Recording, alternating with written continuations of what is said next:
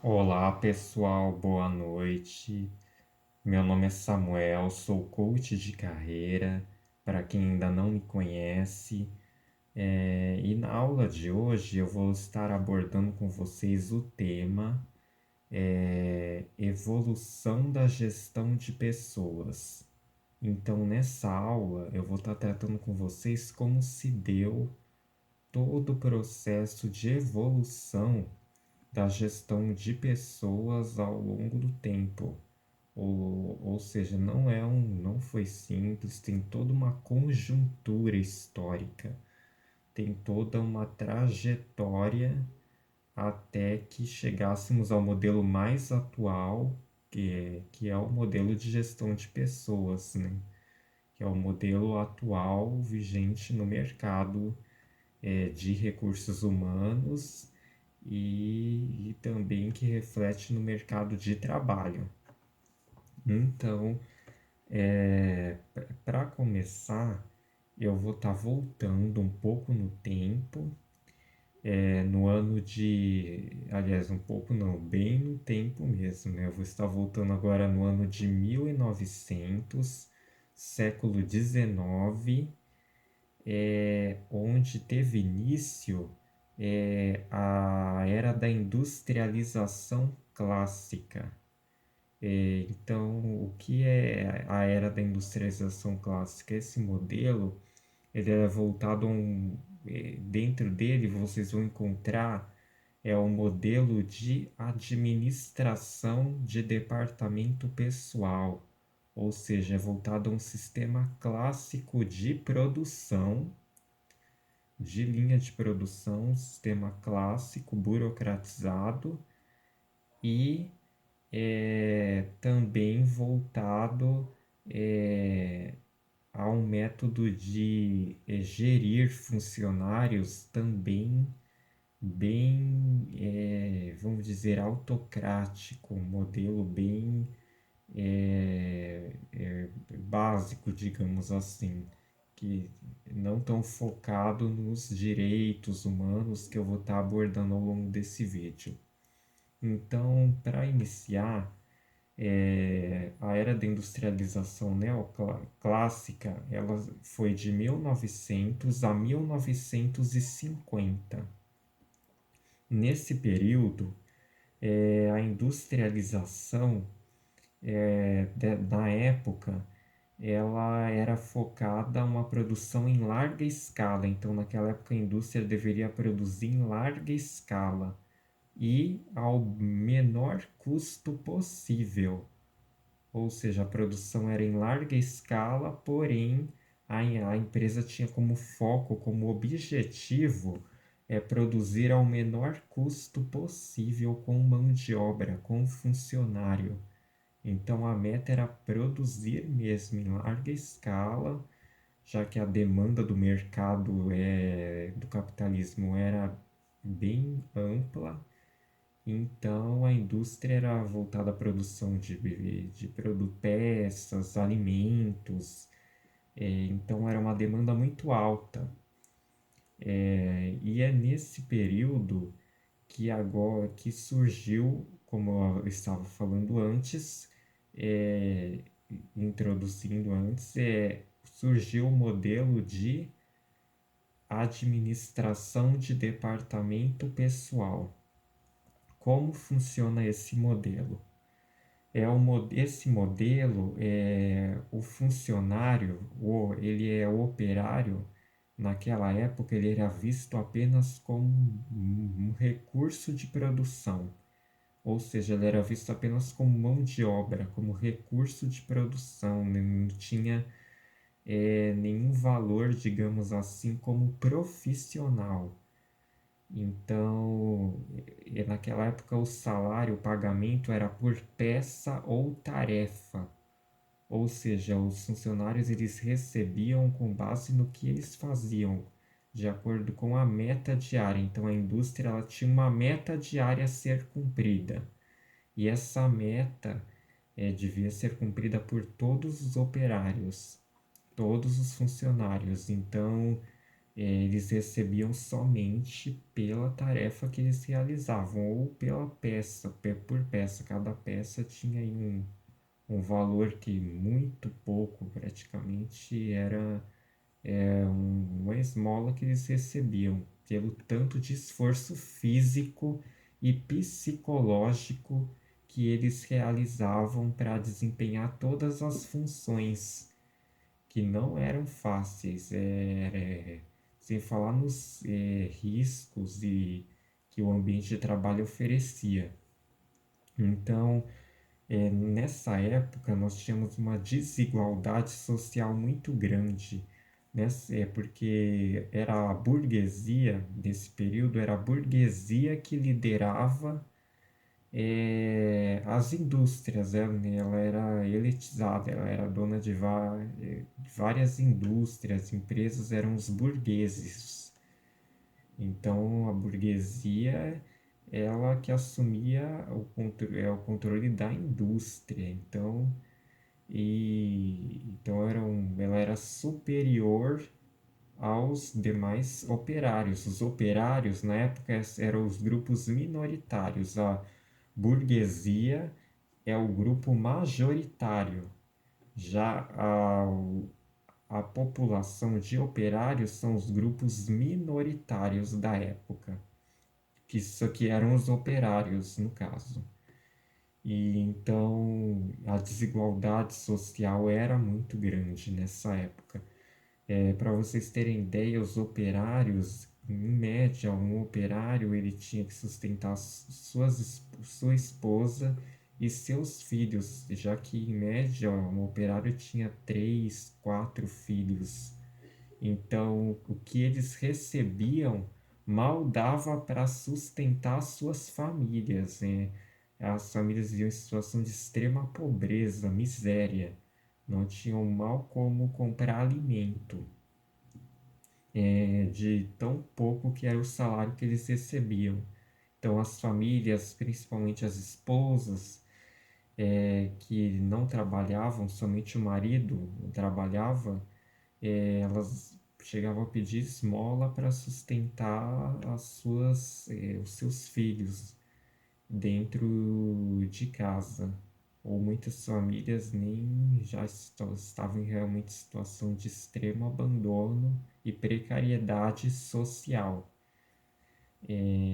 Então, o funcionário realmente ele era submisso a uma jornada de trabalho muito intensa e muitos deles adoeciam, eram internados, hospitalizados, e desenvolviam transtornos psicológicos também por conta do estresse diário e ou ficavam afastados, não voltavam mais e quando voltavam tinham submissos às mesmas condições de trabalho, tinham que dar continuidade à mesma rotina, à mesma jornada de trabalho, sem nenhuma mudança, nenhuma lei que mudasse aquela situação que eles estavam enfrentando. Então, nessa época, mulheres trabalhavam também, tipo, algumas mulheres que não eram responsáveis pela atividade doméstica, elas cuidavam, até procuravam um emprego na área de fábrica de tecidos. Então, ou os homens trabalhavam em fábricas de peças, né? Produção de peças para outros fins, né?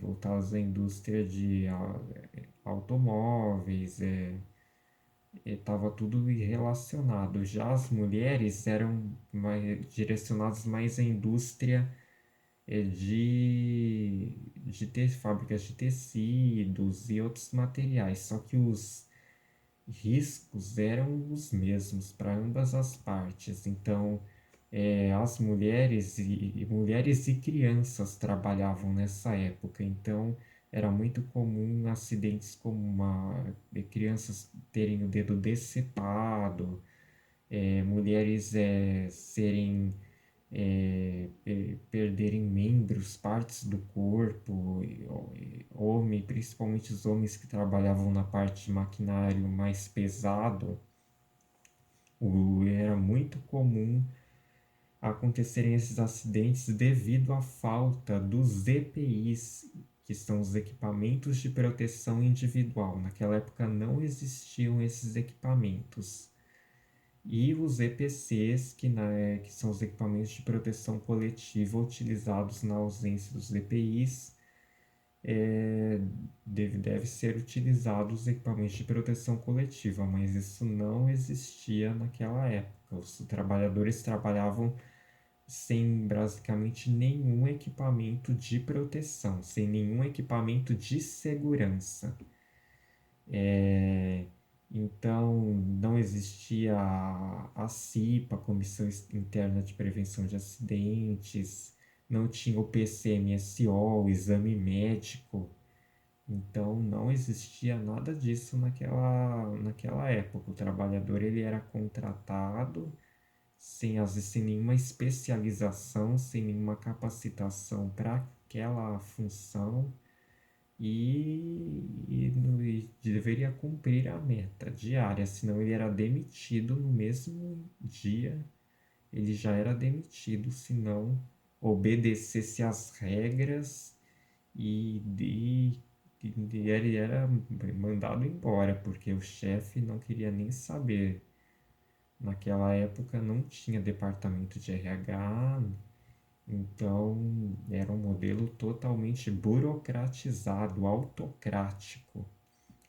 Então, para retratar um pouco para vocês como que era a realidade daquela época, eu recomendo que vocês assistam o filme Tempos Modernos de Charlie Chaplin. Esse filme ele está disponível no YouTube. Vocês podem estar entrando, acessando que ali vocês vão ver realmente como que era funcionava naquela época, como que era a rotina. Era algo realmente muito burocratizado, autocrático. Então, Charlie Chaplin, o filme é o cinema mudo, né? O filme ele é um pouco cômico, né? Tem o elemento de comédia, mas o elemento principal dele, a essência principal dele é fazer uma crítica social ao sistema vigente naquela época. Então, Charlie Chaplin, esse filme foi gravado em 1936, estava, né, nessa fase, e ele faz uma crítica aos trabalhadores daquela época, que eles não eram vistos como basicamente máquinas, robôs. Não tinham nenhum valor como função, como ser humano, como trabalhador. Então recomendam, assistam, entrem no YouTube e assistam o vídeo que vocês vão estar gostando bastante, vai estar abrangendo bastante esse tema, essa ideologia que eu estou transpassando para vocês. Agora falando um pouco, foi aí que no final da década de até a década de 50, é, quando deu início anos de 1950, houve a Revolução Operária. Então os operários eles saíram às ruas e protestaram, né? Eles já vinham protestando ao longo dos anos, mas isso foi se intensificando. E foi aí que eles conseguiram conquistar muitos direitos. Aí foi aí que o modelo foi mudando de indústria e de gestão de pessoas. Foi aí que se iniciou a era da industrialização neoclássica, que deu início em 1950 e foi até 1994. Então, esse modelo dentro da era da industrialização neoclássica já não é mais o modelo de departamento pessoal, é, entra agora o modelo de gestão de recursos humanos, ou seja, o modelo de RH. Esse modelo ele passa a ver o funcionário o operário não mais como mão de obra, como um recurso de produção, mas o operário agora ele é visto como um ser humano, ele é valorizado como ser humano. Então, é aí que surgem as rotinas de RH, que é recrutamento e seleção, capacitação, treinamento de funcionários. Então, a indústria, o mercado de trabalho passa a se focar agora em capacitar funcionários. Agora, não é mais qualquer funcionário que vai trabalhar assim, na empresa, tem todo um treinamento, toda uma capacitação para capacitar funcionários, motivar funcionários, não é mais como antigamente o modelo burocratizado perdeu um pouco dessa autocracia toda que tínhamos no modelo de departamento pessoal, como já havia falado com vocês.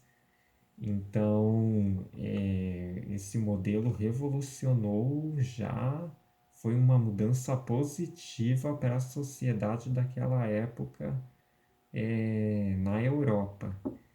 Então, logo em seguida, né, após a era da industrialização neoclássica, o modelo de gestão continuou evoluindo e em 1994 tivemos o início da era da informação. Chegamos na era da informação, na era do conhecimento global. Ou seja, a era da informação, ela é a era globalizada, ela permanece até os dias atuais, é a era que vivemos, né? Então vivemos ela na era focada na informação, no desenvolvimento tecnológico. A tecnologia se desenvolveu e muito. Então hoje nós temos eu vou dar um exemplo para vocês da economia virtual com os bitcoins, que hoje muitas indústrias já o mercado de trabalho já faz uso dessa moeda virtual em alguns países e também tivemos mudanças sociopolíticas positivas dentro do mercado de trabalho e socioambientais também. Lembrando que socioambientais não faz questão só ao meio ambiente, mas também de questão natureza, conservação, mas também a parte de gestão mesmo de pessoas. Então, vivemos em uma era informatizada, onde temos um trânsito constante de fluxos e redes de informação. Então, dentro desse contexto, nós temos agora o modelo de gestão de pessoas. Esse modelo ele é mais evoluído que os outros dois modelos. Aliás, ele complementou o modelo de RH. No modelo de gestão de pessoas, o funcionário ele agora pode participar das decisões junto com a empresa, ou seja, o funcionário ele participa das tomadas de decisão junto com a gerência da empresa. Hoje o funcionário é um modelo totalmente democrático. Hoje nós trabalhadores temos o direito de nos expressar, de transmitir valores à empresa. Hoje o mercado de trabalho está muito competitivo, então hoje as empresas estão contratando funcionários realmente capacitados para cada função. Então a jornada de trabalho diminuiu. Hoje temos uma jornada de trabalho que não pode passar de 8 horas, que é a jornada básica é 8 horas. Passou disso, entrar como hora extra. Ou, tipo, hora extra já é quando passa do horário de acima de 12 horas, já é hora extra. Então entra como benefícios para o trabalhador. Naquela época, voltando lá no modelo de departamento pessoal, como eu já havia falado, a jornada de trabalho chegava a 16 horas por dia e o trabalhador não tinha hora extra, nenhum benefício. Nenhum benefício ele tinha. Então, no modelo de RH, a jornada de trabalho diminuiu até e hoje no modelo de gestão de pessoas, a jornada de trabalho aí está em torno de 8 horas por dia e 44 horas semanais.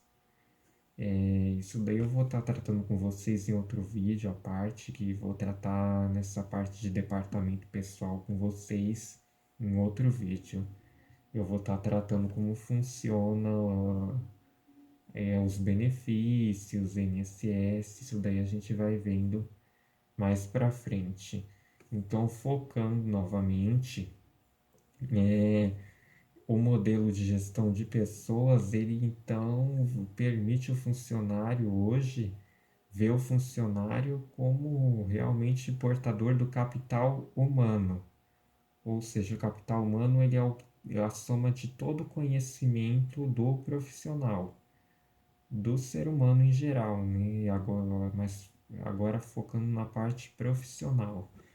E a empresa hoje visa aperfeiçoar o capital humano para formar o capital intelectual da empresa, ou seja, a soma de todo o capital humano forma o capital intelectual da empresa, que é a soma de todo o capital humano que irá agregar valor à empresa. Então, o capital intelectual é essencial, é fundamental para a empresa crescer, se desenvolver dentro do mercado de trabalho em diferentes aspectos. Então, hoje compete aos gestores de RH, gerência da empresa, buscar motivar, capacitar funcionários para lidar com diferentes funções, para que o funcionário hoje se sinta realmente reconhecido para a função que ele está desempenhando dentro da empresa. Então, o funcionário ele tem que ter um valor dentro da empresa. Então, é fundamental que ele seja reconhecido, que ele tenha um valor a ser avaliado pela empresa. Não é somente o funcionário, a empresa hoje não deve se voltar somente à parte econômica, financeira, mas hoje a empresa deve se preocupar de obter lucros e produzir de forma rápida, ao menor custo. Ela deve se preocupar, acima de tudo, com os funcionários, com o seu capital humano, que é a partir dele que a empresa irá ser reconhecida dentro e fora do ambiente empresarial, operacional. É, a partir desse reconhecimento, dessa valorização do profissional acima dos lucros, antes de visar obter os lucros que irão fazer a empresa crescer, se desenvolver em diferentes aspectos. Então, hoje a empresa se preocupa muito com CRM, programa de gerenciamento das relações com o cliente, endomarketing, que entra nessa parte de motivação interna da empresa, que eu vou estar tratando com vocês em outro vídeo também. É, endomarketing, sistemas ERP, surgiu vários programas hoje que visam fazer uma boa gestão empresarial, tanto das informações quanto dos funcionários.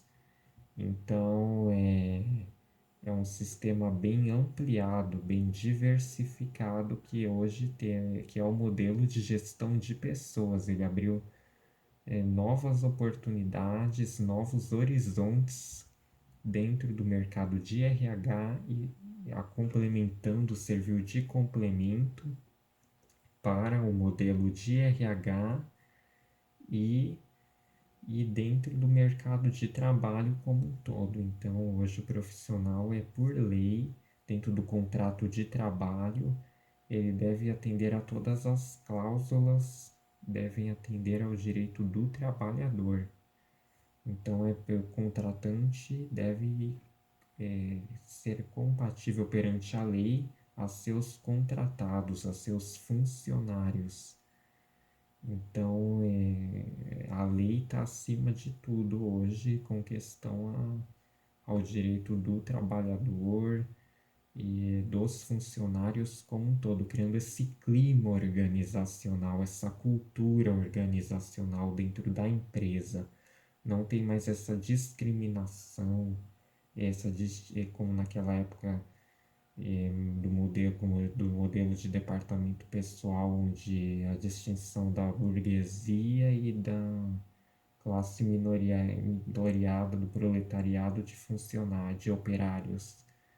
Hoje a empresa deve ser diversificada, abranger diferentes culturas, e que é isso que contribui com o clima organizacional da empresa, criando essa cultura positiva que é muito importante tanto para a vida e para a parte profissional quanto para a parte social das empresas como um todo. Então, eu vou estar retomando agora com vocês um pouco, né, de forma mais geral, o que eu exemplifiquei basicamente com relação à evolução da gestão. Então, para voltar, eu vou estar falando agora do modelo de departamento pessoal. Então, esse modelo ele surgiu em 1900. Tivemos o início da era da industrialização neoclássica, né, um modelo clássico de industrialização e de gestão. Esse modelo ele foi de 1900 a 1950.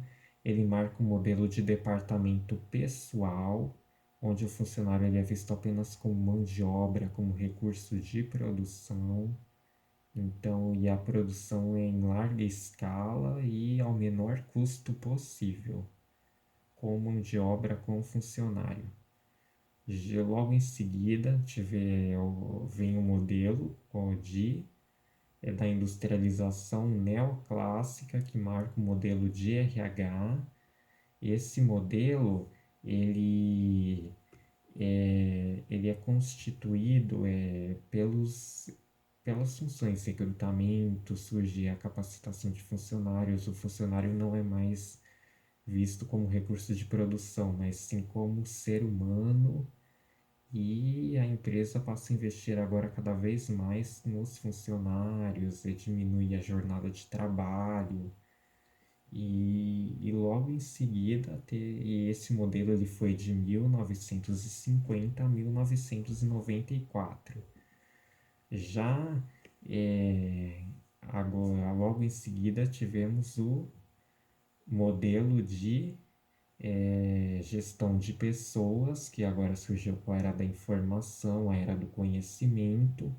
Esse modelo ele foi de 1994 e permanece até os dias atuais, né? O nosso atual modelo de gestão. Hoje o funcionário é reconhecido, valorizado pelo seu trabalho.